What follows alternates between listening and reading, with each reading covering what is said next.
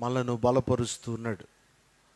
ఆ క్రమంలో దైవ సన్నిధిలో మనం దేవునిని ఆరాధించుటకు ఆయన సముఖములో మనం సమకూర్చబడి ఉన్నాం. చేరిన బిడ్డలకందరికీ కూడా ప్రభువైన యేసుక్రీస్తు నామములో ప్రత్యేకమైన వందనములు తెలియపరుస్తున్నాను. ఈ ఉదయకాల సమయం వాక్య ధ్యానమునకు ముందుగా ఆంధ్ర క్రైస్తవ కీర్తనలో నుండి 508వ సంకీర్తన మనం పాడుకుందాం. బేతాళ జాన్ గారు రచించిన పరలోకపు విందు అనేటువంటి శ్రేష్టమైన అంశానికి సంబంధించిన ఆ పాట, విందు పరమందు పెండ్లి అనే పాట మనం పాడుకుని దేవుని నామాన్ని మహింపరిచి తదుపరి దేవుని వాక్యాన్ని మనం ఆలకిద్దాం. విందు పరమందు పెండ్లి, విందు పరమందు పెండ్లి, పొందు జనులడెందముల నందము నొందు, పొందు జనులడెందముల నందము నొందు, సత్యసంధుడైన యేసు స్వామికి సభకు, సత్యసంధుడైన యేసు స్వామికి సభకు, నిత్య ప్రధానము యెహోవా నిర్ణయించెను, రెండు విందు పరమందు పెండ్లి, విందు పరమందు పెండ్లి, పొందు జనులడెందముల నందము నందు.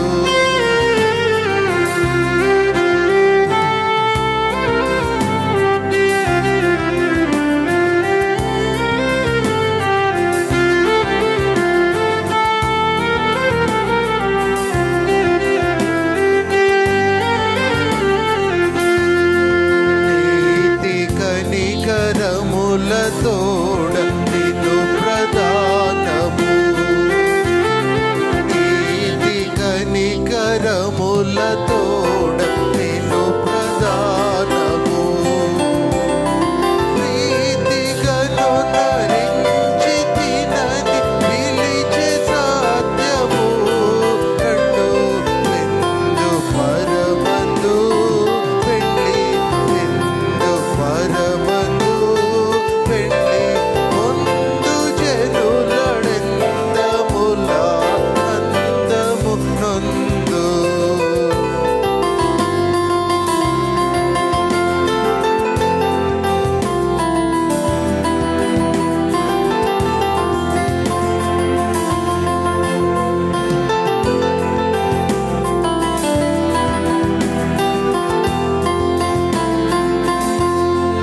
ఎన్నడు విడనాడను నేనెంత మాత్రము, ఎన్నడు విడనాడను నేనెంత మాత్రము, నిన్నెడబాయనను మాట నిజము దాత్తము, రెండు విందు పరమందు పెండ్లి, విందు పరమందు పెండ్లి, పొందు జనులడెందముల నందము నొందు.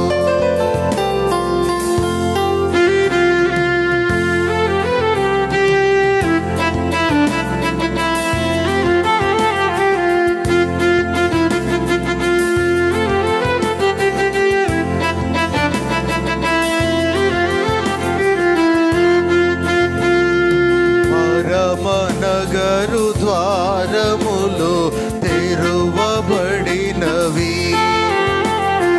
పరమనగరు ద్వారములు తెరువబడినవి, గురుతరమణి తోరణమును కూర్పబడినవి, రెండు విందు పరమందు పెండ్లి, విందు పరమందు పెండ్లి, పొందు జనులడెందముల నందము నొందు.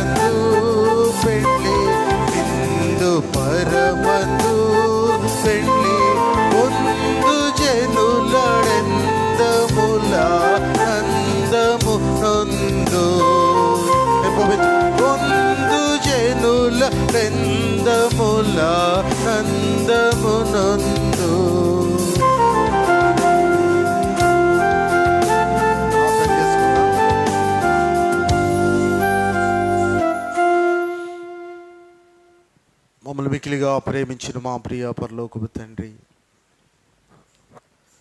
మీ ఘననీయమైన శ్రేష్టమైన జీవము గల నామమునకై వందనాలు స్తోత్రాలు చెల్లిస్తున్నా.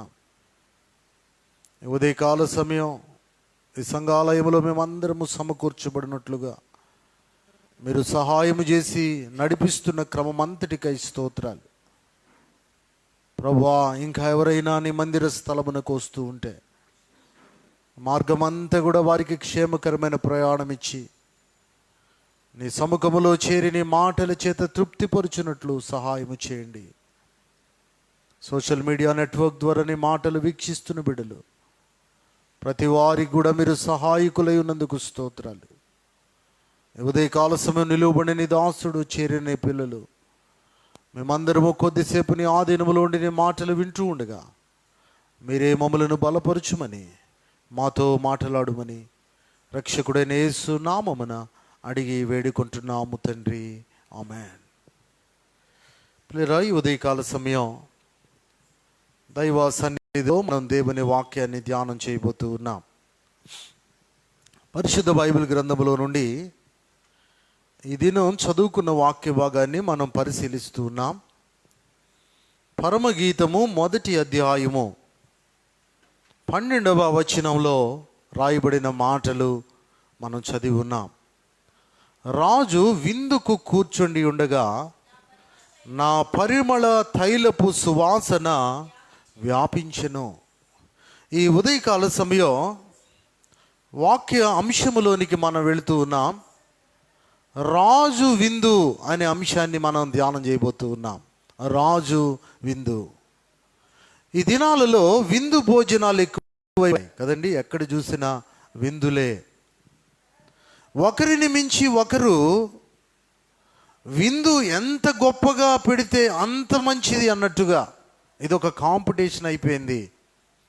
ఎవరికి వారు కలిగి ఉన్న ధన సంపదను బట్టి, వారు కలిగి ఉన్న పేరు ప్రఖ్యాతులను బట్టి ఒకరికి మించి ఒకరు విందులు చేస్తూ ఉన్నారు. ఆ విందులలో రకరకాలైన భోజన పదార్థాలు, రకరకాలైనటువంటి డిషెస్. విందు భోజనం ఆరగించిన తర్వాత ఒకటే మాట ప్రజలు అంటున్నారు, ఇప్పుడు చాలా సూపర్గా ఉందండి, బాగుంది విందు అంటారు. అలా అనిపించుకోవటానికే విందు భోజనం ఏర్పాటు చేసి గొప్పతనాన్ని ప్రకటించుకుంటున్నారు. అది ఒక హిట్. ఇంకొక సందర్భంలో భోజనాలు ఏమీ బాగాలేదండి అంటారు. అంత బాగా చేశారు కానీ భోజనాల దగ్గరకు వచ్చేసరికి ఏం బాగాలేదంటారు. అదొక ఫ్లాప్. పాత రోజుల్లో సినిమాలకు వాడే మాటలు ఇప్పుడు విందు భోజనాల దగ్గర వాడుతున్నారు. హిట్ అయిందండి, చాలా సూపర్గా ఉన్నాయి భోజనాలు, అన్నీ బాగున్నాయి అంటున్నారు. కొన్ని చోట్లేమో అంత ఫ్లాప్ అయిపోయిందండి, సరిగ్గా మెయింటైన్ చేయడం రాలేదు. ఆ భోజనం వండిన వాడు అన్నిటిలో కూడా ఉప్పు వేసేసాడు, లేకపోతే సప్పిడి చేసేసాడు అంటారు. విందు భోజనాలు. చాలామంది ఈ విందు భోజనాలలో ఒక 3 రకాలుగా ఉన్నారు ఇప్పుడు. పేదరికం, మధ్య రకం, ఉన్నత శ్రేణి, 3 రకాలు. పేదరికం వాళ్ళైతే చికెన్ కర్రీ పెడతారు. మధ్య రకం వాళ్ళైతే chicken curry with fry joint, లేకపోతే ఫ్రై పీసులు పెడతారు మధ్య రకంలో ఉన్నవాళ్ళు. ఉన్నత శ్రేణి వాళ్ళు ఆ చికెన్నే వాళ్ళు లాలీపాప్ అంటున్నారు. లాలీపాప్ అట, ఇంకా టిక్కా చికెన్ అని, ఇంకా ఏవేవో. ఎవరు ఏది పెట్టినా, తెలుగులో చెప్తున్నాను, కోడి మాంసమే. పేదవాళ్ళు పెట్టినా చికెన్ కర్రీయే. మధ్య రకం వాళ్ళు పెట్టిన ఆ చికెన్ని కొంచెం ఫ్రై చేశారు నూనెలో, అంతే. ఉన్నత శ్రేణి వాళ్ళు ఆ చికెన్ ముక్కకు ఒక పొల్ల తగిలిచ్చారు, అది లాలీపాప్ అట.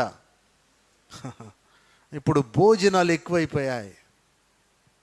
దేవుని వాక్యములో మనం పరిశీలన చేయక మునుపు ఎక్కడికి వెళ్ళినా విందు భోజనమే. ఎందుకు మనం భోజనం చేస్తామంటే, ఏ రకమైన భోజనం తిన్నా ఆకలి తీర్చుకోవటానికే, అంతే కదా, ఆకలి తీర్చుకోవటానికే. ఆ కొంచెం భోజనం తిన్న తర్వాత మనుషులు నేటి దినాలలో అంటున్న మాట చాలా బాగుందండి, అసలు భోజనాలే బాగోలేదు. ఈ రెండు మాటలే.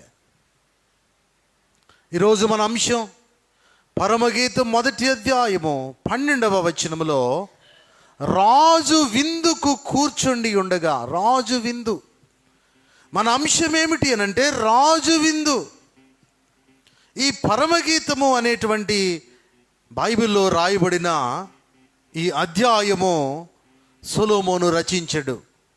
పరమగీతం 1వ అధ్యాయము ప్రారంభములో సొలొమోను రచించిన పరమగీతం.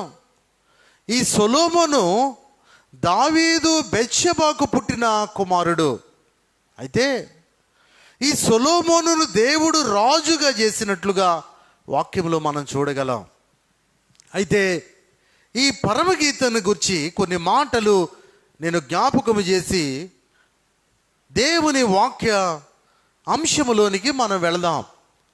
మొదటిగా మనం ఆలోచన చేస్తే ఈ పరమగీతము అనేది శ్రేష్టమైన గీతం. జ్ఞాపకం పెట్టుకోవాలి మనం. దీని ఇంగ్లీష్లో సాంగ్ ఆఫ్ సాల్మన్ లేకపోతే సాంగ్ ఆఫ్ సాంగ్స్ అంటాం. పరమగీతము. నా ఫ్యాన్ ఏంటి వెనక. దీనికి సాటి అయిన గీతం మరొకటి లోకములో ఎక్కడా ఉండదు. ఈ పరమగీతములో 3 అంశాలు పరిశుద్ధాత్మ దేవుడు దాచి ఉంచాడు. మొదటిది ఏమిటి అనంటే యూదుల చరిత్రను పరమగీతములో దేవుడు చెప్తాడు.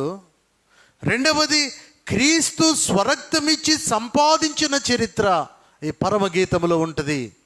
మూడవది ప్రభువు వచ్చే వరకు విశ్వాసి చరిత్ర పరమగీతములో ఉంటుంది. పరమగీతం ఇది శ్రేష్టమైన గీతం. ఈ పరమగీతములో పరిశుద్ధాత్మ దేవుడు 3 అంశాలను ఉంచాడు. ఒకటి యూదుల చరిత్ర, రెండవది క్రీస్తు స్వరక్తమిచ్చి సంపాదించిన చరిత్ర, మూడవది ప్రభువు వచ్చే వరకు విశ్వాసి చరిత్ర ఈ పరమగీతములో ఇమిడింపజేశాడు దేవుడు.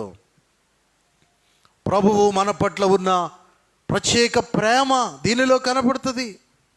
దేవుని ప్రత్యేక పవిత్ర ప్రేమ ఈ పరమగీతములో మనం చూస్తాం. పాత నిబంధన క్రొత్త నిబంధనలో దేవుని ప్రేమ అనేక రీతులలో మనం చూడగలం. అయితే ఈ పరమగీతాన్ని నేడు కొన్ని సంఘాల వారు ఈ పరమగీతం అసలు ధ్యానమే చేయరు. ఈ పరమగీతమును చదవటానికి కూడా ప్రయత్నం చేయరు. ఎందుకనంటే ఈ పరమగీతం ఆధ్యాత్మికంగా దేవునిని తెలుసుకోకుండా ఈ పరమగీతం చదివితే దీనిలో ఉన్నటువంటి లైంగికపరమైన పదములు కొంత ఆటంకానికి గురి చేస్తాయి. కనుక ఈ పరమగీతాన్ని కొన్ని సంఘముల వారు చదవకుండా ప్రక్కన పెట్టారు.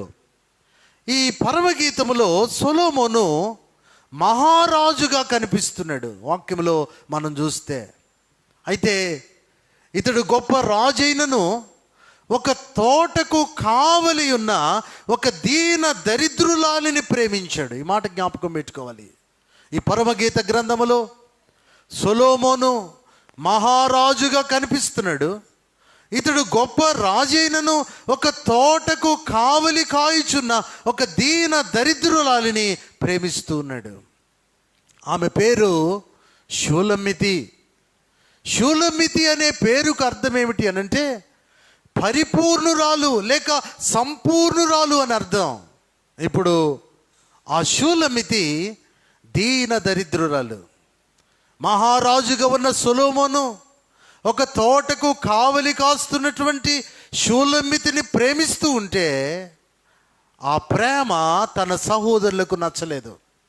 షూలమ్మితి సహోదరులు సొలొమోను తన సహోదరిని ప్రేమిస్తుంటే వారికి ఎవ్వరికి నచ్చలేదు.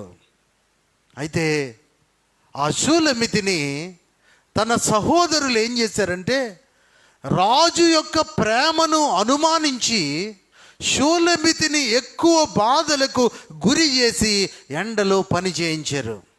అందుకనే షూలమ్మితి అంటది పరమగీతం 1వ అధ్యాయము 5వ వచనములో, యెరూషలేము కుమార్తెలారా, నేను నల్లని దాననైనను సౌందర్యవంతురాలను. చూడండి 6వ వచనంలో చూస్తే, నల్లని దాననని నన్ను చిన్న చూపులు చూడకుడి, నేను ఎండ తగిలిన దానను.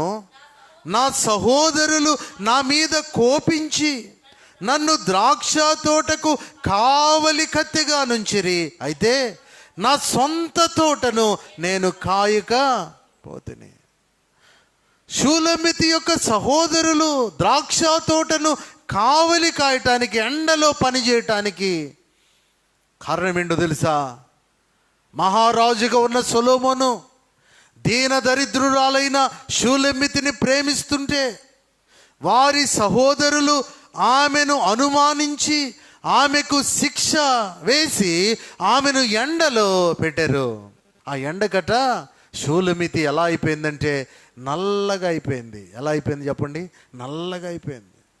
షూలమితి అంటుంది, నేను నల్లని దాననని నన్ను చిన్న చూపులు చూడొద్దు, నేను సౌందర్యవంతురాలను.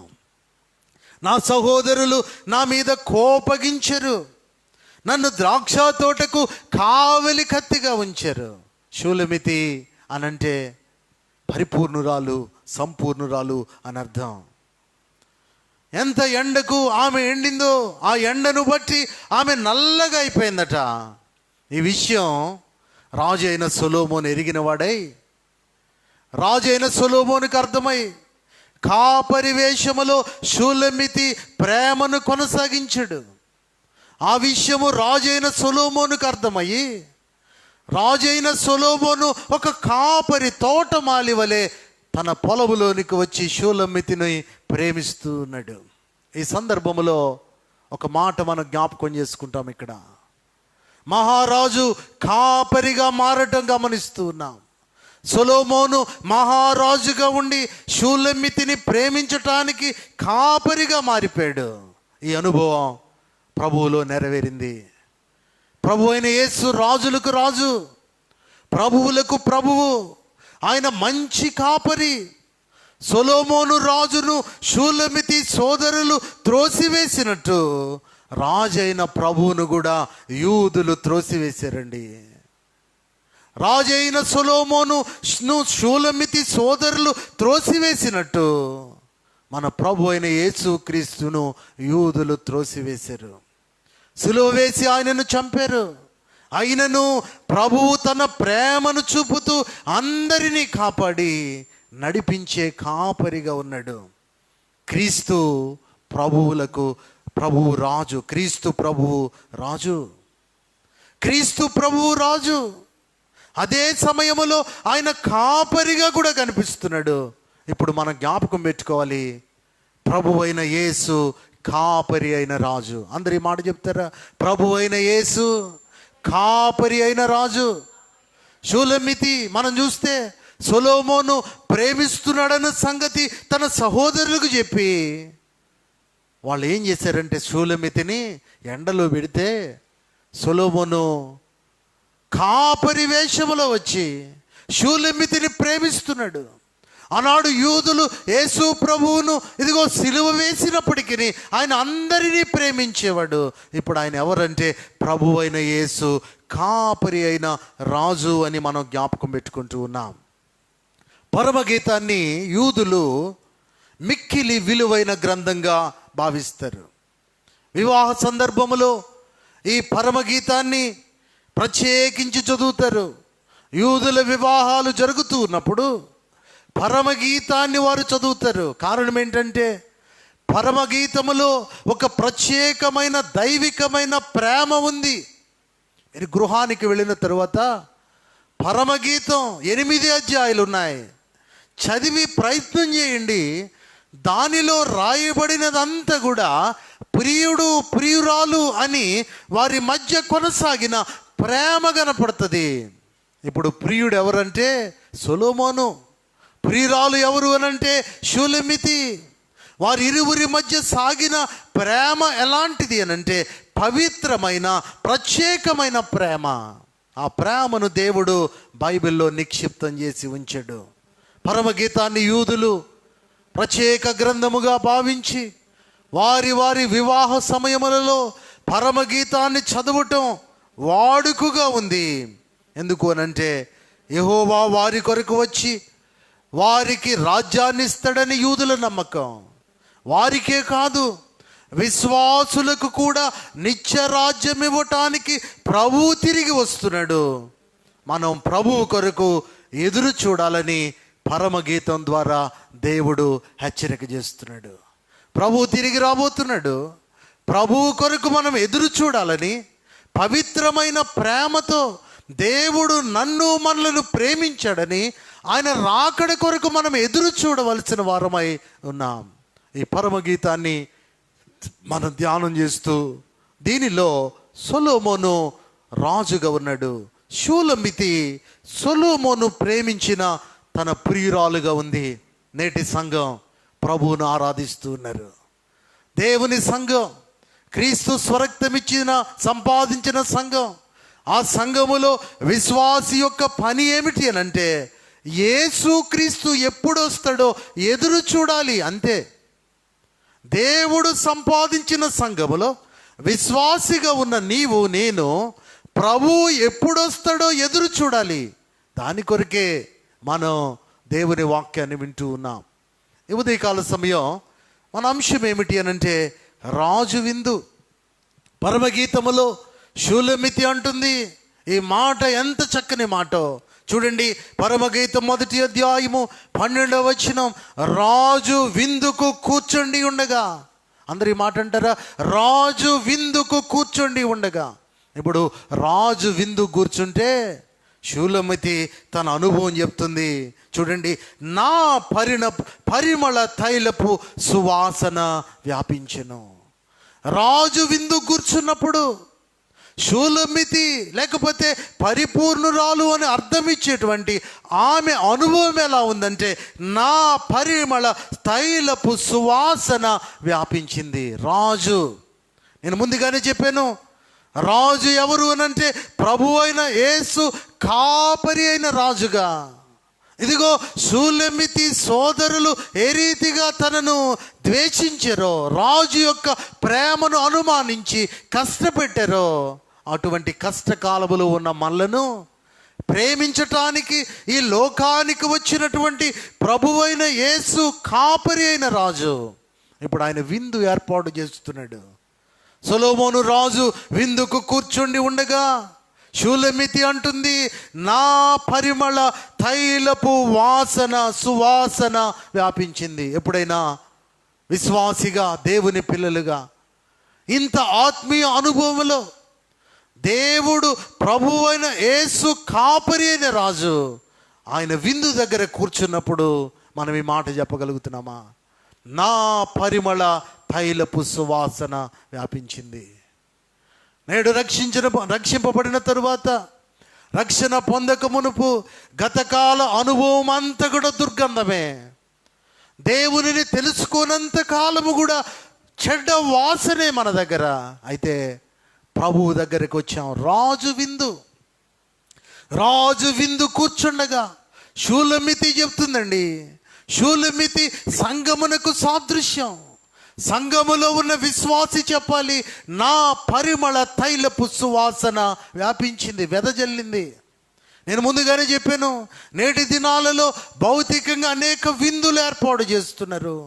విందులోనికి వచ్చేటువంటి ఆ వ్యక్తిని ఆహ్వానించేటప్పుడు ఎంట్రెన్స్లో ఆ వెదజల్లే సువాసన పెడతారు. ఆ వెదజల్లేటువంటి సువాసన దాటి లోపలికి వెళుతూ ఉంటాం. కారణం ఏంటంటే విందుశాలలో ఏ వాసన ఉండాలని కోరుకుంటున్నారు వాళ్ళంతా? సువాసన. ఒక ఫంక్షన్ హాల్కి మనం వెళ్ళినప్పుడు ఎంట్రెన్స్లోనే సువాసన వెదజల్లే ఒక మిషన్ ఉంటుంది, పెర్ఫ్యూమ్ స్ప్రేయర్ ఉంటుంది. అది వెదజల్లుతూ ఉంటుంది తన సువాసన. ఆ సువాసన మన మీద పడినప్పుడు, మనం విందుశాలలోకి వెళ్ళినప్పుడు అది సువాసన వెదజల్లుతుంది. ఇప్పుడు రాజు విందు కూర్చున్నప్పుడు షూలమితి అనుభవం ఏంటంటే నా పరిమళ తైలపు సువాసన వ్యాపించింది. ఎప్పుడైనా నీ ఆత్మీయ జీవితంలో పరిమళ తైలపు సువాసన వ్యాపించేటువంటి అనుభవంలో ఎదుగుతున్నావా? అందుకనే ప్రభువు కాపరి అయిన రాజుగా, ప్రభు అయిన యేసు కాపరి అయిన రాజుగా మనల్ని దర్శిస్తున్నాడు. ఉదయకాల సమయం షూలెమితిని తన సహోదరులు ద్వేషించినప్పుడు, ఆ తోటకు కావలిగత్తిగా పెట్టినప్పుడు, రాజు షూలెమితిని ప్రేమించటం మానివేయలేదు. కాపరి వేషం వేసుకుని షూలెమితి దగ్గరికి వెళ్ళాడు. ఇప్పుడు మన దగ్గరికి కూడా ప్రభు వచ్చాడు. యూదులు సిలువకు వేశారు, ఆయన ద్వేషించారు, ఆయన పాపులందరి కొరకు ప్రాణం పెట్టాడు. ఆయన సువార్తను మనకు ఆయన వెదజల్లుతున్నట్లు వాక్యంలో మనం చూడగలం పరిశుద్ధ బైబిల్ గ్రంథములో. అందుకనే పౌలు భక్తుడు ఇలా చెప్తూ ఉంటాడు. కొరింథీయులకు రాసిన మొదటి పత్రిక 2వ అధ్యాయము 14వ వచనములో దేవుని వాక్యం చూడగలిగితే, కొరింథీయులకు రాసిన మొదటి పత్రిక 2వ అధ్యాయము 14వ వచనం. అమ్మా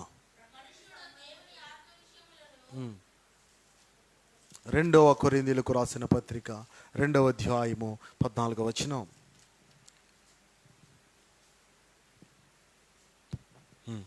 మా ద్వారా ప్రతి స్థలము అందును క్రీస్తును గూర్చిన జ్ఞానము యొక్క సువాసనను కనుపరుచుచు, చాలండి, క్రీస్తును గూర్చిన జ్ఞానము యొక్క సువాసనను కనుపరచాలి మనం. ఇప్పుడు షూలెమితి అంటుంది, నా పరిమళ తైలపు సువాసన వ్యాపించింది. ఎప్పుడో తెలుసా? రాజు విందు కూర్చున్నప్పుడు. మన ప్రభు అయిన యేసు కాపరి అయిన రాజు ఆయన విందుకు కూర్చున్నప్పుడు మనలో నుండి ఏ వాసన రావాలట? క్రీస్తును గూర్చిన జ్ఞానము యొక్క సువాసన. క్రీస్తును గూర్చిన జ్ఞానము యొక్క సువాసనను మనం వెదజల్లాలి. జ్ఞానం అంటే ఏమి లేదు, దేవుని యందలి భయభక్తులు కలిగి ఉండటమే. ఇప్పుడు మనం ఎంత భయభక్తులు కలిగి ఉంటామో, మనల్ని చూచిన వారికి మన నుండి ఏ వాసన బయటికి వెళ్తుందంటే సువాసన, దుర్గంధం కాదు. చాలామంది సూపర్ మార్కెట్కి వెళితే ఆ పెర్ఫ్యూమ్స్ అమ్మే దగ్గర సుమారు 100 రకాలు ఉంటాయి. ఆ పిచ్చి ఉన్న వాళ్ళు ఒక్కొక్కటి తీసుకుని ఇలా కొట్టుకుంటారు, చేతికి వాసన చూస్తుంటారు, ఏది కూడా సాటిస్ఫై అవ్వదు, అన్నీ ఒకటే వాసన వస్తూ ఉంటాయి. ఇప్పుడు మనం ఆ వాసన వెదజల్లటానికి కాదు దేవుడు మనకు రక్షణ ఇచ్చింది.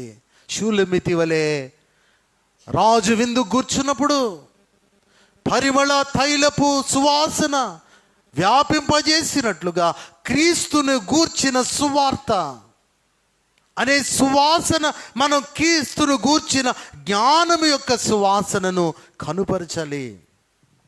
కింద రాయబడిన మాటలు, ఆయన యందు మమ్మును ఎల్లప్పుడూ విజయోత్సవముతో ఊరేగించుచున్న దేవునికి స్తోత్రము.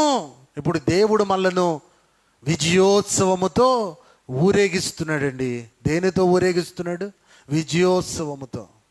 చాలామంది వారు కలిగిన దైవమని భావించే వారిని వారు ఊరేగిస్తారు. మనం ఇప్పుడు మనలను దేవుడు ఊరేగిస్తున్నాడు. ఇప్పుడు మనం గొప్పవాళ్ళమా, లేకపోతే దైవముగా భావించి ఊరంతా ఊరేగించేవారు గొప్పవాళ్ళు అంటే మనం గొప్పవాళ్ళం. ఎందుకో తెలుసా? మనలను దేవుడు విజయోత్సవం ఇచ్చి ఆయన మనలను ఊరేగిస్తున్నాడు. ఎందుకో తెలుసా? క్రీస్తును గూర్చిన జ్ఞానము యొక్క సువాసనను కనుపరుస్తున్నాము గనుక. ఇంకా కింద ఆలోచన చేస్తే 15వ వచనములో, రక్షింపబడు వారి పట్లను నశించు వారి పట్లను మేము దేవునికి క్రీస్తు సువాసనై ఉన్నాం. మనం ఏ సువాసనట? రక్షింపబడు వారికి, నశించే వారికి క్రీస్తు సువాసనై ఉన్నాం. ఎలా? సెంటు కొట్టుకుని కాదు, దేవుని గూర్చిన జ్ఞానం. జ్ఞానం అంటే ఆయన యందు భయభక్తులు కలిగి మనం ఉన్నదానిని బట్టి రక్షింపబడే వారికి సువాసనగా ఉన్నాం, నశించిపోయే వారికి కూడా మనమే సువాసనగా ఉన్నాం. ఇప్పుడు షూలెమితి పరిపూర్ణురాలుగా ఉంది. రాజు విందులో కూర్చుండగా ఏ వాసన వస్తుంది చెప్పండి? ఏ వాసన వస్తుంది చెప్పండి? పరిమళ తైలపు సువాసన. అనండి అందరూ, ఏ వాసన? పరిమళపు తైలపు సువాసన. చాలామంది ఈ ఉదయకాల సమయం లోకములు ఇంకా రాజు విందు దగ్గరికి రావటంలే. రాజు విందు దగ్గరకు వచ్చినప్పుడు సువాసన వెదజల్లాలి. చూడండి, ఇంకా పౌలు చెప్తాడు 16వ వచనములో, నశించు వారికి మరణార్థమైన మరణపు వాసనగాను, రక్షింపబడు వారికి జీవార్థమైన జీవపు వాసనగాను ఉన్నాము. నశించు వారికి మరణార్థమైన మరణపు వాసన. చచ్చిపోయిన వాళ్ళ దగ్గరికి వెళ్ళి ఎన్నో సెంట్లు కొడతారు, కానీ అక్కడ మాత్రం ఆ సెంటు మనకు సువాసనగా ఉంటుందంటారా? ఉండదు. ఎంత సెంట్ అయినా కొట్టనివ్వండి ఆ చచ్చిపోయిన శవానికి, అక్కడ మాత్రం ఎవరు భలే వాసన వచ్చే సెంట్లు వాడారండి అంటామా? అను. ఇప్పుడు మన బ్రతుకు కూడా అలానే ప్రభువుని కలిగి ఉన్నాం కాబట్టి, ప్రభువు కొరకు చనిపోయాం కాబట్టి, లోకపరముగా మరణార్థమైనటువంటి అనుభవములో మరణపు వాసన కొట్టాలి. మనం జీవార్థమైన అనుభవంలో జీవపు వాసన కలిగి ఉండాలి. ఏదైనా ఒకటేలేండి, వాసనే అంటాం చాలామంది. వాసనలో కూడా రకాలు ఉన్నాయి కదండి. ఈ ఉదయకాల సమయం దేవుడు జ్ఞాపకం చేస్తున్నాడు. రాజు విందు కూర్చుంది షూలమితి అంటుంది ఇప్పుడు ఆమె, నేను మరణార్థపు వాసన కొడుతున్నాను, జీవార్థపు వాసన కొడుతున్నాను. క్రీస్తును గూర్చిన జ్ఞానము యొక్క సువాసన నాలో వెదజల్లుతుంది. దేవునికి క్రీస్తు సువాసన ఉన్నాను నేను అని విశ్వాస జీవితంలో మనం చెప్పాలి. ఉదయకాల సమయం నీ గురి ఏమిటి అనంటే రాజు విందులో కూర్చోవటం. లోకములో చాలా విందులు, నేటి దినాలలో కొన్ని లక్షల రూపాయలు ఖర్చు చేస్తున్నారు, ఒకరికి మించి ఒకరు. నేను ముందుగానే చెప్పాను ఇందాక, పేదవాడు చికెన్ కూరే వండాడు, మధ్య స్థితిలో ఉన్నవాడు ఆ చికెన్ కర్రీనే కొంచెం ఆయిల్ ఫ్రై చేశాడు. ఉన్నత శ్రేణి వాడు ఒక పుల్ల ఆ చికెన్కి తగిలిచ్చి లాలీపాప్ అన్నాడు. అంత చికెనే, ఏమీ మార్పు లేదు. కానీ మనం చెప్పుకుంటున్నాం చాలా గ్రేట్ అండి, ఎంత డబ్బు సంపాదించాడు, మంచి విందు పెట్టాడు.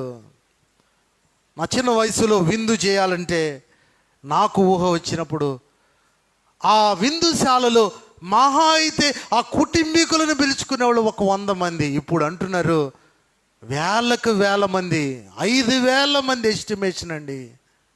ఆ విందు ఎందుకు జరుగుతుంది అని మనం ఆలోచన చేయాలి. ఇప్పుడు దేవునితో జరగబోయే విందుకు సాదృశ్యాలండి ఈ విందులన్నీ కూడా దేవునితో జరగబోయే విందుకు సాదృశ్యం.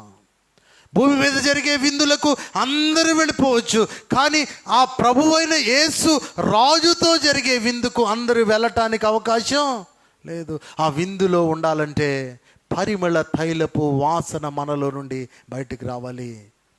ఇంకొక మాట మనం జ్ఞాపకం చేస్తూ ఉంటాం. దేవుని వాక్యములో మనం చూడగలుగుతూ ఉన్న బైబిల్ నందు పాత నిబంధన కాలములో అబ్రహాము ఒక విందు ఏర్పాటు చేశాడు. ఏమిటి అనంటే మమ్రే ద్వారము దగ్గర సింధూర వనములో కూర్చున్నాడండి అబ్రహాము. చూడండి, అబ్రహాము ఆదికాండం 18వ అధ్యాయము 6వ వచనములో అబ్రహాము గుడారములోనున్న శారా యొద్దకు త్వరగా వెళ్ళి నీవు త్వరపడి 3 మానికల మెత్తని పిండి తెచ్చి పిసికి రొట్టెలు చేయమని చెప్పాడు. మమ్రే ద్వారము దగ్గర సింధూర వనములో అబ్రహాముకు ఎండవేళ దేవుడు కనపడ్డాడు. దేవుడు కనపట్టగానే అబ్రహాము కన్నులెత్తి చూశాడట. అక్కడ రాయబడిన మాట 2వ వచనములో 3 మనుషులు అతని ఎదుట నిలువబడ్డారు. తెలియకనే దేవదూతలకు ఆతిథ్యం వచ్చే ఇల్లుది. 3 మనుషులు కనపడ్డారు. కనపడగానే అబ్రహాము వాళ్ళతో మాట్లాడుతున్నాడు. ఏమన్నా తెలుసా? అయ్యా, నీ కటాక్షము నా మీద ఉన్న ఎడల ఇప్పుడు నీ దాసుని దాటిపోవద్దు. నేను కొంచెం నీళ్లు తెప్పిస్తాను, దయచేసి కాళ్ళు కడుక్కో, ఈ చెట్టు కింద అలసట తీర్చుకో, కొంచెం ఆహారం తెచ్చేదను, భోజనం పెడతాను నీకు. రాజుకు అబ్రహాము భోజనం ఏర్పాటు చేస్తున్నాడు. దేవుడు ప్రత్యక్షం అవగానే రాజుకు అబ్రహాము భోజనం ఏర్పాటు చేస్తున్నాడు. మన గృహాలలో కూడా అప్పుడప్పుడు ఒక బోర్డ్స్ ఉంటాయి. ఏంటంటే Christ is head of our family. Yesu Kristu గృహానికి అధిపతి, ద అన్సీన్ హోస్ట్. ఆయన కనపడిని అతిథి. అబ్రహాముకు మధ్యాహ్న వేళ దేవుడు ప్రత్యక్షమవగానే కన్నులెత్తి చూడగా ముగ్గురు కనపడుతున్నారు. వెంటనే అబ్రహాము వాళ్ళతో మాట్లాడుతున్నాడు, అయ్యా నీకు ఆహారం తెస్తాను, విందు ఏర్పాటు చేస్తాను. అబ్రహాము పరుగు పరుగున గుడారములో ఉన్న వృద్ధాప్యములో ఉన్న తన భార్య దగ్గరికి వెళ్ళాడు. ఇదిగో నీవు మెత్తని పిండి పిసికి రొట్టెలు చేసేయని చెప్పాడు. అబ్రహామట 7వ వచనం, పశువుల మందకు పరిగెత్తి ఒక మంచి దూడను తెచ్చి ఒక పనివానికి ఇచ్చేసాడు. దూడను తెచ్చి వాడు దాన్ని త్వరగా సిద్ధపరిచాడండి. వెంటనే అబ్రహాం ఏం చేస్తున్నాడంటే వెన్నను పాలను తాను సిద్ధము చేయించిన దూడ తెచ్చి వారి ఎదుట పెట్టి వారు భోజనము చేయుచుండగా వారి యొద్ద ఆ చెట్టు కింద నిలువబడ్డాడు. ఇప్పుడు రాజు భోజనం దగ్గర కూర్చుంటే విందు ఏర్పాటు చేసినటువంటి అబ్రహాము వారిని చూసి సంతోషిస్తున్నాడు. రెండవదిగా విందు ఆరగిస్తున్నటువంటి దేవుడు అబ్రహామును చూసి సంతోషిస్తున్నాడు. విందంటే ఏమి లేదండి. సామెతల గ్రంథం 15వ అధ్యాయం 15వ వచనములో చూడండి, విందు గూర్చి సామెతల గ్రంథం 15వ అధ్యాయము 15వ వచనములో ఈ మాటలు ఉన్నాయి. 15వ అధ్యాయం 15వ వచనం. అమ్మా 15వ అధ్యాయం 15వ వచనములో, బాధపడు వాని దినములన్నీ శ్రమకరములు, సంతోష హృదయునికి నిత్యము విందు కలుగును. ఇప్పుడు విందు అనంటే ఏమి లేదు, మనము దేవుని యందు ఆనందించటం, దేవుడు మన పవిత్ర జీవితము చూచి ఆనందించటం. మనలో అపవిత్రత ఉంటే దేవుడు ఆనందించలేడు. ఇప్పుడు అబ్రహాం ఇంటిలో దేవునికి విందు ఏర్పాటు చేసే సమయానికి యజమాని దేవునికి సంతోషం కలుగు చేసేవాడిగా ఉన్నాడు. యజమానురాలు దేవునికి సంతోషం కలుగు చేసేవారిగా ఉంది. యజమాని దగ్గర ఉన్న పనివాడు కూడా దేవునికి సంతోషం కలుగు చేసేవాడిగా ఉన్నాడు. ఇప్పుడు రాజు విందు కూర్చున్నప్పుడు అబ్రహాము ఎలా ఉన్నాడంటే రాజుకు సంతోషం కలుగు చేసేవాడిగా ఉన్నాడు. హల్లెలూయా. షూలెమ్మితి రాజు విందు కూర్చున్నప్పుడు పరిమళ తైలపు సువాసన వెదజల్లే అనుభవంలో ఉంది. అబ్రహాము రాజు విందు కూర్చున్నప్పుడు ఎలా ఉన్నాడు చెప్పండి? ఆ దేవునికి సంతోషం కలుగజేసేవాడిగా ఉన్నాడు. ఈ ఉదయకాల సమయం అందుకనే సంతోష హృదయానికి నిత్యము విందు దొరుకుతుంది. హల్లెలూయా. సంతోష హృదయానికి నిత్యము విందు దొరుకుతుంది. మీకు తెలుసో తెలీదో, చాలామంది ఫంక్షన్ అంటే బాగా ఇష్టం. ఎప్పుడు ఫంక్షన్స్ వస్తాయని ఎదురు చూస్తారు. కారణం ఏంటో తెలుసా? రకరకాలైన ఆ భోజన పదార్థాలు తిందామని. ఇప్పుడు వాక్యములో దేవుడు చెప్తున్నాడు సంతోష హృదయానికి నిత్యము విందే. అంటే ఏంటో తెలుసా? దేవునితో మనం నిత్యము ఉంటే, ఆయనతో ఉండే అనుభవం కలిగి ఉంటే మన జీవితానికి నిత్యము విందే కదండి. నిత్యము విందే. చూడండి దేవుని వాక్యములో మన ఇంటిలో జరిగే కార్యక్రమాలు, ప్రతి వ్యక్తి యొక్క వ్యక్తిగత జీవితం దేవునిని సంతోషపరిచేవిగా ఉండాలి. ఇప్పుడు విందులో రాజు కూర్చున్నాడు అబ్రహాం ఇంటిలో. అబ్రహాం ఇంటిలో రాజు కూర్చున్నప్పుడు అబ్రహాము కుటుంబం ఎలా ఉందంటే దేవుని బట్టి సంతోషిస్తున్నారు, దేవుడు వారిని బట్టి సంతోషిస్తారు. రాజు విందు కూర్చున్నప్పుడు మొదటి అనుభవం షూలెమ్మితి చెప్తుంది, నా పరిమళ సువాసన తైలం వ్యాపిస్తుంది. రెండవది అబ్రహాము చెప్తున్నాడు, నేను దేవునికి సంతోషముగా నిత్యం నా హృదయానికి విందు కలిగే అనుభవంలో నేనున్నాను అని ప్రభువు చెప్తూ ఉన్నాడు. అందుకనే లోతు ఉన్నాడు బైబిల్లో, మనందరికీ తెలుసు. లోతు కుటుంబీకుల జీవితాలు సరిగా లేని కారణముగా దేవుడు వారిని బట్టి సంతోషించలేడు. కానీ అబ్రహాము కుటుంబాన్ని బట్టి దేవునికి సంతోషం. అబ్రహాము భార్య, నేను వృద్ధాప్యంలో ఉన్నాను, ఇప్పుడు నాకు పనేంటి, నేను రొట్టెలు చేయటం నాకు శక్తి లేదనలేదు, మారు మాటలాడలేదు. ఎందుకో తెలుసా? శారా అబ్రహాములు ఇరువురు కూడా దేవుని ప్రణాళిక చేత ఏర్పాటు చేయబడ్డారు. దేవుడు మాట్లాడటానికి ఇష్టపడేవాడు కనుక ఆయన ఎప్పుడు మాట్లాడతాడో ఎదురు చూస్తున్న అనుభవంలో ఉన్నారు. ఇప్పుడు లోతు కుటుంబం దేవునికి సంతోషం కలుగజేసే కుటుంబం కాదు. అబ్రహాము దేవునికి సంతోషం కలుగజేస్తున్నారు. మొదటి విందు మనం చూసాం పరమగీతములో. రాజు విందు కూర్చున్నప్పుడు పరిమళ తైలపు సువాసన వెదజల్లింది షోలమితి. అబ్రహాము మమ్రే ద్వారములో సింధూరు వనము దగ్గర అబ్రహాము ఇంటికి వచ్చిన దేవుని దూతలకు అబ్రహాము విందు చేసినప్పుడు అబ్రహాము సంతోషంగా ఉన్నాడు. అబ్రహామును బట్టి దేవుని దూతలు సంతోషంగా ఉన్నారు. ఇంకా మనం ఆలోచన చేస్తే దేవుని వాక్యములో నుండి మార్కు సువార్త 14వ అధ్యాయము 6వ వచనం చూస్తే, పస్కా పండుగకు ముందు బేతనియలో కుష్ఠరోగి అయిన సీమోనింటిలో యేసు ప్రభువారు భోజనమునకు కూర్చున్నాడండి. చూడండి, మార్కు సువార్త 14వ అధ్యాయము రాజు విందు మనం ఆలోచన చేస్తున్నాం. మార్కు సువార్త 14వ అధ్యాయము 3వ వచనములో బేతనియలో కుష్ఠరోగి అయిన సీమోనింట భోజనముకు కూర్చుండి ఉన్నప్పుడు ఒక స్త్రీ మిక్కిలి విలువ గల అచ్చ జటామాంసి అత్తరుబుడ్డి తీసుకుని వచ్చింది. ఆమె అత్తరుబుడ్డి పగులగొట్టి ఆ అత్తరు ఆయన తల మీద పోసింది. ఎప్పుడైతే ఆయన భోజనముకు కూర్చున్నప్పుడు ఒక స్త్రీ వచ్చి మిక్కిలి విలువ గల అచ్చ జటామాంస అత్తరుబుడ్డి పగలగొట్టి అత్తరంతా ఆయన మీద పోసింది. పోయిగానే అక్కడున్న వాళ్ళకి కోపం వచ్చేసిందండి. 4వ వచనం, ఈ అత్తరు ఎందుకు ఇలా నష్టపరిచావు? ఈ అత్తరు నీవు డబ్బులు కమ్మేసి బేదలకి ఇవ్వచ్చు కదా అని సణుక్కుంటున్నారు. చాలామంది దేవుని పనికి ఎవరైనా ఇస్తే వీళ్ళేనేంటి మేము ఇవ్వలేమా అని సణుక్కుంటూ ఉంటారు. ఇప్పుడు వాళ్ళు ఎందుకు సణుక్కుంటున్నారు? దేవుని వాక్యములో ఆ అత్తరమ్మి బేదలకి ఇవ్వాలట. వాళ్ళకు బేదల మీద ప్రేమేమి కాదు. యేసు ప్రభుని ఎందుకు ఆమె గణపరచాలి? ఇప్పుడు యేసు ప్రభు అంటున్నాడు, బేదలు ఎప్పుడు మీతో ఉంటారు. మీరు ఎప్పుడు వాళ్ళకి మేలు చేయాలనుకుంటారో అప్పుడు మేలు చేయొచ్చు. అయితే యేసు ప్రభు వారు అంటున్న మాట చూద్దాం. చూడండి, మార్కు సువార్త 14వ అధ్యాయము 6వ వచనం. అందుకు యేసిట్ల నేను, ఈమె జోలికి పోకుడి, ఈమెను ఎందుకు తొందర పెట్టుచున్నారు?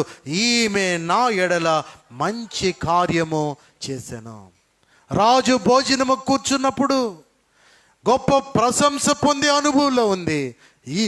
ఈమె నా ఎడల మంచి కార్యము చేశాను. వాక్యం వింటున్న నా ప్రియ దేవుని సంగమా, రాజు భోజనముకు కూర్చున్నప్పుడు మన ప్రభు అయిన యేసు కాపరి అయిన రాజు ఆయన భోజనముకు కూర్చున్నప్పుడు నీవు ఈ ప్రశంస పొందే అనుభవంలో ఉన్నావా? ఈమె నా కొరకు నా ఎడల మంచి కార్యము చేశాను. ప్రశంస, రాజు దగ్గర నుండి మనము ప్రశంస పొందాలి. ఇప్పుడు నేను 3 విషయాలు జ్ఞాపకం చేస్తున్నాను. మొదటిది, షూలెమ్మితి నేను రాజు విందు కూర్చున్నప్పుడు నా పరిమళ తైలపు సువాసన వ్యాపించింది అని చెప్పింది. అబ్రహాము ఇంటికి దూతలు వచ్చి రాజు అనగా మన కాపరి అయిన క్రీస్తు ప్రభువు విందు కూర్చున్నప్పుడు అబ్రహాము దేవునిని సంతోషపరిచేవాడిగా ఉన్నాడు. 3వది, బేతనియ కుష్ఠరోగి సీమోనింటిలో యేసు భోజనముకు కూర్చున్నప్పుడు ఒక స్త్రీ అత్తరంతా ఆయన మీద పోసినప్పుడు వాళ్ళందరూ కోపపడితే యేసు ప్రభు అంటున్నాడు, ఈమె నా కొరకు మంచి కార్యం చేసింది. ప్రశంసించబడాలి. రాజు విందు కూర్చున్నప్పుడు ప్రశంసించబడే అనుభవంలో మనం ఉండాలి. కింద మనం చూస్తే 7వ వచనం, బీదలు ఎల్లప్పుడూ మీతో ఉన్నారు, మీకు ఇష్టమైన ఎడల వారికి మేలు ఎప్పుడైనా చేయొచ్చు, నేను ఎల్లప్పుడూ మీతో ఉండను అని చెప్పి 8వ వచనంలో ఈమె తన శక్తి కొలది చేసి నా భూస్థాపన నిమిత్తం, అనగలమా మాట, నా భూస్థాపన నిమిత్తం నా శరీరమును ముందుగా అభిషేకించింది. యేసుక్రీస్తు శరీరం అభిషేకించబడిన శరీరం.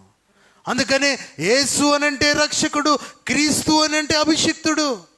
యేసుక్రీస్తు శరీరాన్ని ఈ స్త్రీ మిక్కిలి విలువగల జటామాంస అత్తరు పగులగొట్టి ఆయన తల మీద పోసింది. ఆయన చెప్తున్నాడు, ఈమె నా కొరకు మంచి కార్యం చేసింది. ఆమెనేం తొందర పెట్టద్దు, మీరు ఆమె మీద కోపపడద్దు. ఈ ఉదయకాల సమయం అటువంటి ప్రశంస పొందే అనుభవం నీవు కలిగి ఉన్నావా?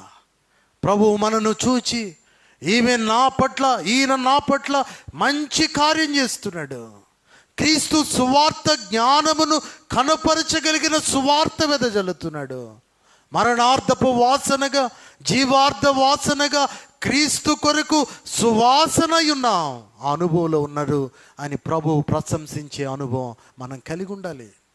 మనలో నుండి దుర్గంధం వెదజల్లటానికి వీలు లేదు. ఈ ఉదయకాల సమయం దేవుడు జ్ఞాపకం చేస్తున్నాడు.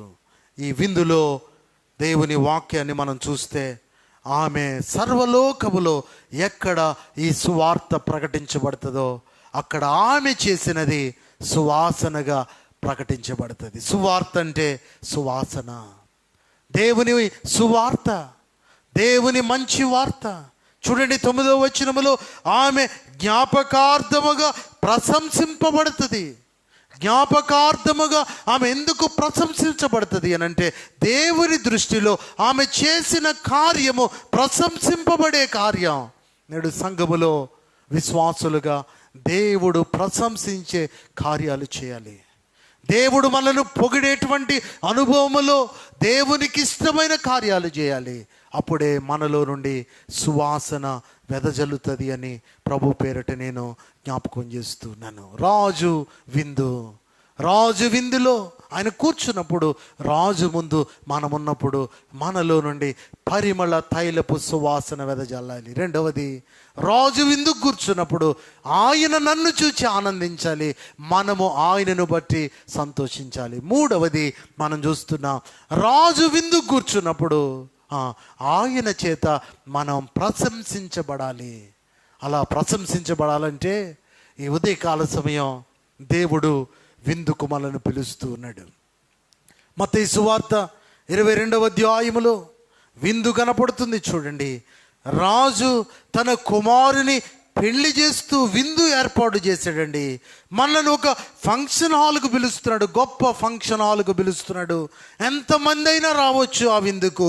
చూడండి, మత్తయి సువార్త 22వ అధ్యాయములో రాజు తన కుమారునికి పెండ్లి విందు చేశాడు.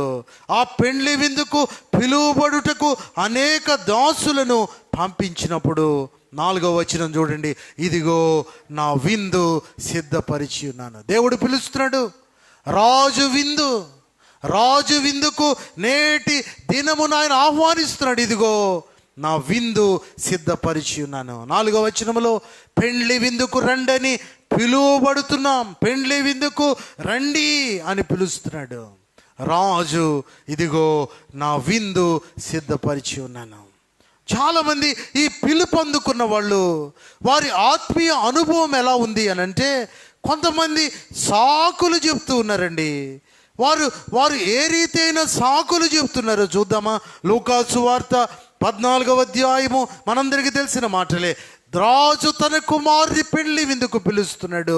ఇదిగో నా విందు సిద్ధపరిచి ఉన్నాను. రాజు విందు సిద్ధపరచబడి ఉంది, పెళ్లి విందుకు రండి అని పిలుస్తున్నాడు. లూకా సువార్త 14వ అధ్యాయములో మనం చూస్తూ ఉన్నాం. 16వ వచనములో రాయబడింది, ఒక మనుష్యుడు గొప్ప విందు చేయించి. రాజు చేసే విందు ఎలాంటి విందట? గొప్ప విందు. ఆ మాట జ్ఞాపకం పెట్టుకోండి, గొప్ప విందు. 17వ వచనంలో అంటున్నాడు, విందు కాలమందు ఇదిగో అతడు ఇప్పుడు సిద్ధమైపోయింది, రండని పిలుస్తూ ఉంటే వాళ్ళందరూ కూడా 18వ వచనంలో ఏక మనస్సుతో నెపములు చెప్పసాగారు. ఏక మనస్సుతో వాళ్ళు చెప్పే నెపములు ఎలా ఉన్నాయో తెలుసా?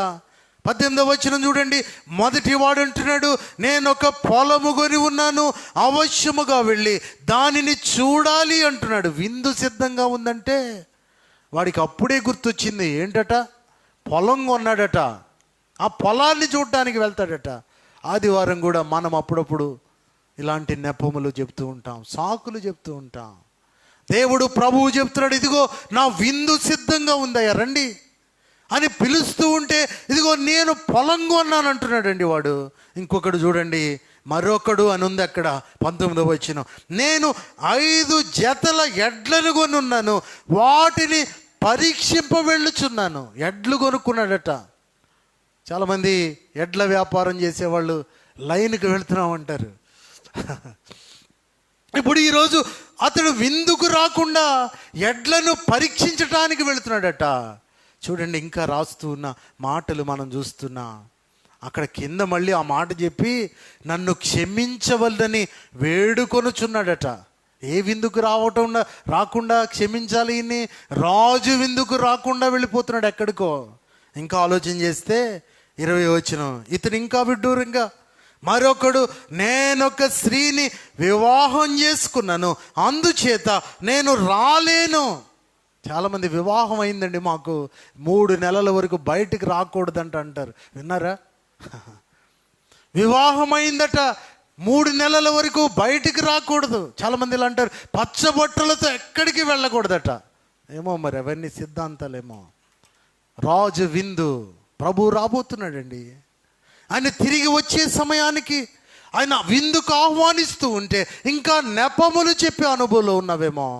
అయితే వాళ్ళందరూ నెపములు చెప్తే యజమాని ఏం చేశాడంటే, చూడండి దేవుని వాక్యంలో చూడండి 21వ వచనంలో యజమానికి ఆ మాటలు చెప్పారు. అయ్యా ఎవరు రానంటున్నారయ్యా అనంటే యజమాని కోపపడి, నీవు త్వరగా పట్టణపు వీధులలోనికి సందులలోనికి వెళ్ళిపో, బీదలను అంగహీనులను కుంటివారిని గుడ్డివారిని ఇక్కడికి తోడుకుని వచ్చేసే అని ఆ దాసునితో చెప్పగా, అంతటా దాసుడు అంటాడు, ప్రభువా నీవు ఆజ్ఞాపించినట్టు చేసి తిని కానీ ఇంకనూ చోటున్నది. హల్లెలూయా. చాలా పెద్ద ఫంక్షన్ హాల్ అండి. మంగళగిరి అంతా వెళ్ళిపోయారు వాళ్ళు.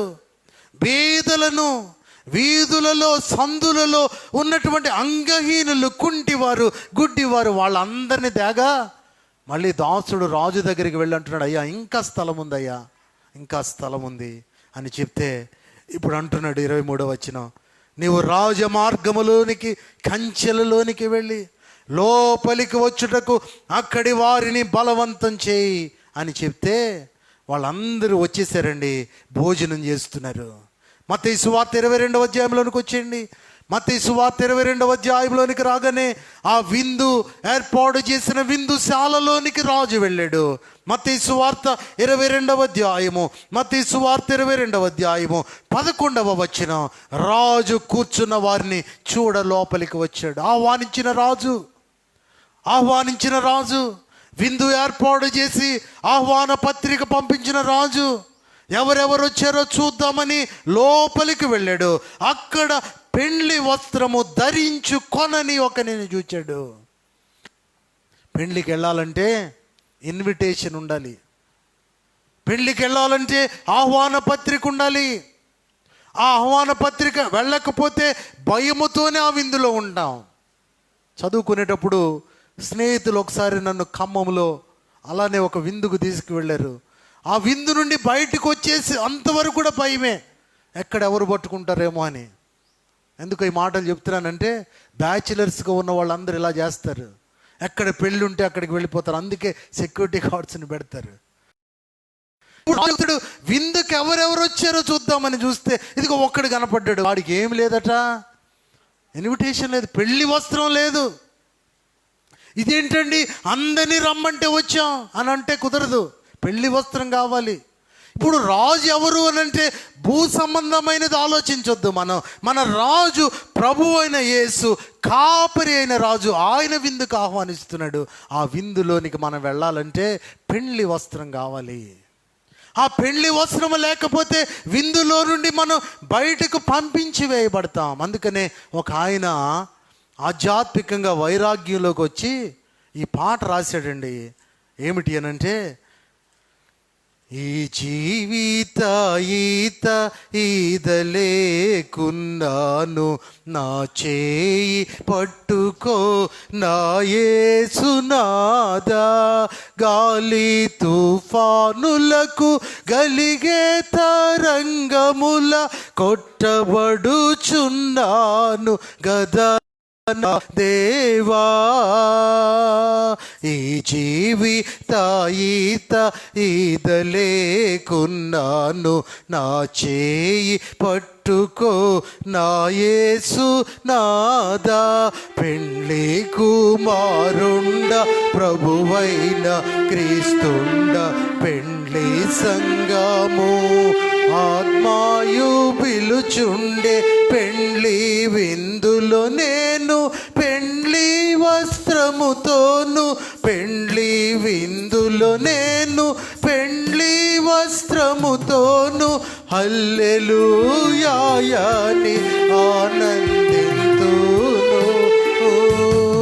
ఈ జీవిత ఈదలేకున్నాను, నా చేయి పట్టుకో నా యేసు నాదా. పెండ్లి కుమారుండా ప్రభువైన క్రీస్తుండు, పెండ్లి సంఘము ఆత్మయు పిలుచుండే పెండ్లి విందులో నేను పెండ్లి వస్త్రముతో హల్లెలూయా అని ఆనందిస్తాను. హల్లెలూయా. ఆఖరిగా మనం భూమి మీద రాజు భోజనం కూర్చున్నప్పుడు సువాసన వెదజల్లాలి. రాజు భోజనం కూర్చున్నప్పుడు ఆయన సంతోషపరిచే అనుభవంలో ఉండాలి. రాజు భోజనం కూర్చున్నప్పుడు దేవుని చేత ప్రశంసించబడే అనుభవంలో ఉండాలి. రాజు ఆహ్వానిస్తున్నాడు కదా, ఆ రాజు ఆహ్వానించినప్పుడు ఆయన గొర్రె పిల్ల పెళ్లి మహోత్సవం. ఇక్కడ వాక్యాన్ని మనం చదువుకుంటూ ఉన్నాం. పెళ్లి వస్త్రము లేని వ్యక్తిని ఆనాడు రాజు గమనించాడు, పరీక్షించాడు. అక్కడ చెప్తున్న మాటలు ఏమిటి అంటే, ఇదిగో వీని కాళ్ళు చేతులు కట్టి వెలుపటి చీకటిలోనికి త్రోసివేయండి. అక్కడ ఏముంటాయో తెలుసా? ఏడ్పును పండ్లు కొరుకుటయు ఉండునని పరిచారకులతో చెప్పాను. ఎప్పుడైనా ఏడ్చామండి? పండ్లు కొరుక్కున్నారా?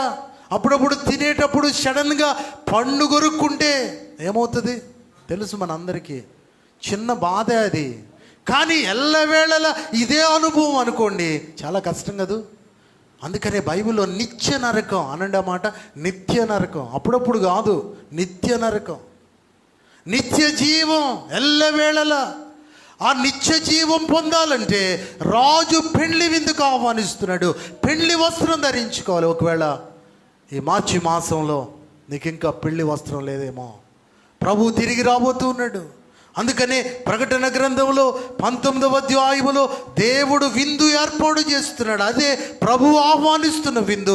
ప్రకటన గ్రంథం 19వ అధ్యాయములో దేవుని మాటలు మనం చదువుకుని ఉన్నాం. చూడండి 9వ వచనములో, మరియు అతడు నాతో ఇలాగు చెప్పెను, గొర్రె పిల్ల పెండ్లి విందుకు పిలువబడిన వారు ధన్యులు. ఏ విందుకు పిలువబడాలి ఇప్పుడు మనం? గొర్రె పిల్ల పెండ్లి విందుకు.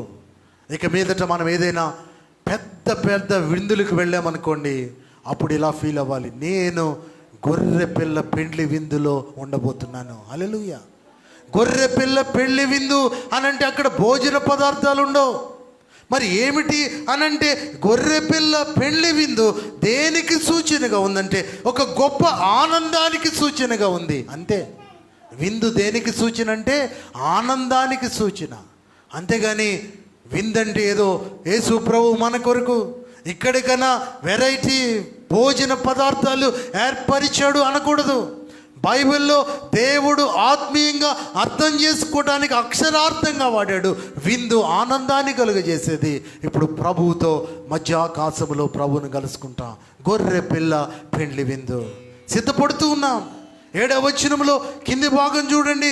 19వ ప్రకటన గ్రంథం 19వ అధ్యాయం 7వ వచనం, గొర్రె పిల్ల వివాహోత్సవ సమయము వచ్చినది. ఏ సమయం వచ్చిందట?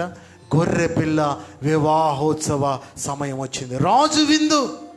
రాజు విందుకు సమయం వచ్చేసింది. ఆయన భార్య తన్ను తాను సిద్ధపరచుకుంది. విందులో పాల్గొనటానికి సంఘం సిద్ధపడుతుంది.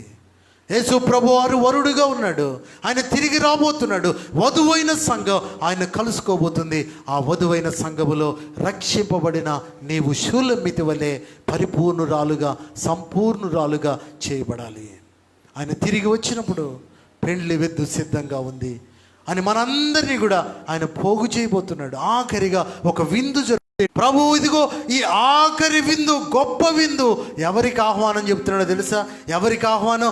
ఆకాశ మధ్యమందు ఎగురుచున్న సమస్త పక్షులను పిలిచినప్పుడు అక్కడ అవి తినేటువంటి మాంసం ఎవరెవరో తెలుసా? రాజుల మాంసం.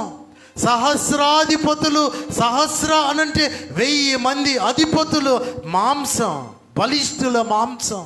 గుర్రముల మాంసం, వాటి మీద కూర్చుండే వారి మాంసం, ఆకాశ పక్షులకు దేవుడు గొప్ప విందు చేస్తున్నాడు. యేసు ప్రభు మాట వినకపోతే పక్షులు మన మాంసం తినేస్తాయి. హర్మగద్దు యుద్ధం. ప్రభు మాట వింటే, ప్రభు అయిన యేసు క్రీస్తును కాపరిగా కలిగి ఉంటే ఆయన విందు ఏర్పాటు చేస్తున్నాడు. ఆ విందులో నీవు నేను పాల్గొనాలని ఆయన ఆహ్వానిస్తున్నాడు. తలలు వంచుదాం, ప్రార్థన చేసుకుందాం. ఆ విందులో పాల్గొనాలంటే పెళ్లి వస్త్రం ఉండాలి, రక్షణ వస్త్రం ఉండాలి, నీతి వస్త్రం ఉండాలి, ప్రశస్త వస్త్రం ఉండాలి. ప్రభు తిరిగి వస్తున్నాడండి. వస్త్రం అంటే ఏమి లేదు, నీతి క్రియలు. వస్త్రం దేనికి సాదృశ్యం అని అంటే నీతి క్రియలు. అంతే. ప్రభు ఇచ్చే వస్త్రం మహిమ వస్త్రం.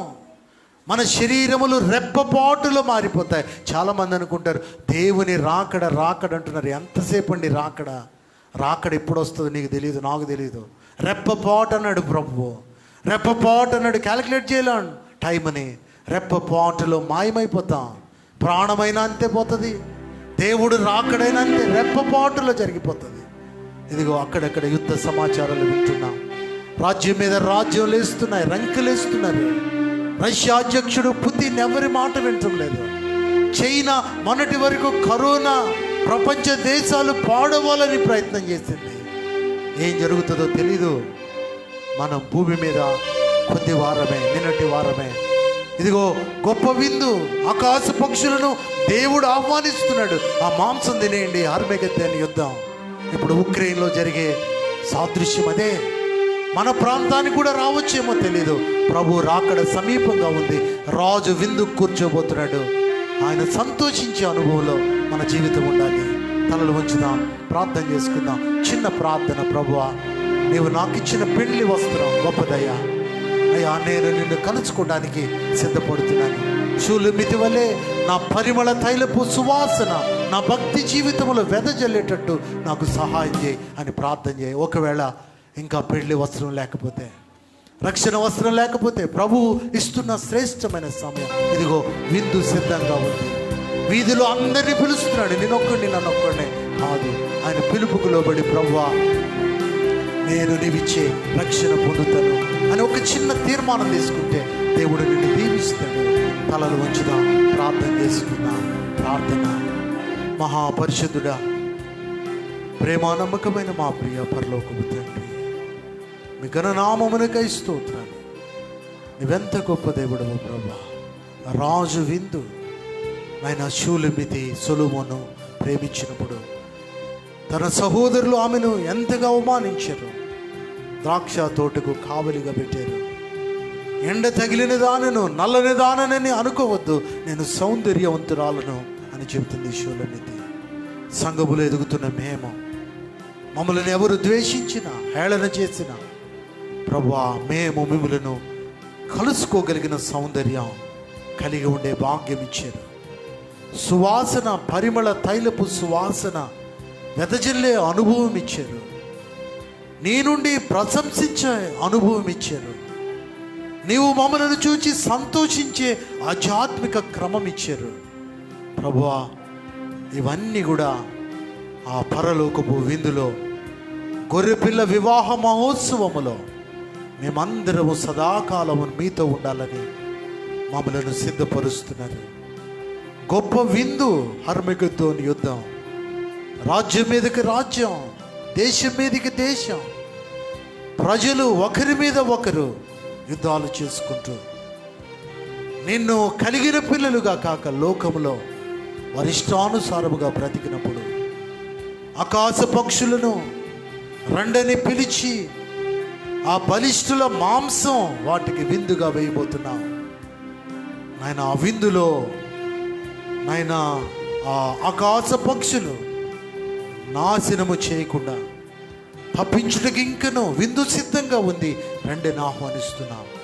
ఇంకా ఎవరైనా నీ మాటకు లోబడకపోతే ఈ దినమైనా వారి బ్రతుకు క్రమంలో నిన్ను కలిగి, ప్రభు అయిన క్రీస్తు కాపరిగా నా కొరకు సిలువలో మరణించుడు, ఆయన రక్తములో కడగబడటం నా జీవితానికి ఆశీర్వాదమని నమ్మి నీవిచ్చే రక్షణ వస్త్రం, పెండ్లి వస్త్రం సంపాదించుకుని నీ గొప్ప పెండ్లి విందులో పాల్గొని నీ చేత ప్రశంసించబడి నీవు ఆనందించే అనుభవంలోనికి ప్రతి మార్చుమని మా ప్రభువును ప్రియరక్షకుడు యేసు నామమున అడిగి వేడుకుంటున్నాము తండ్రి.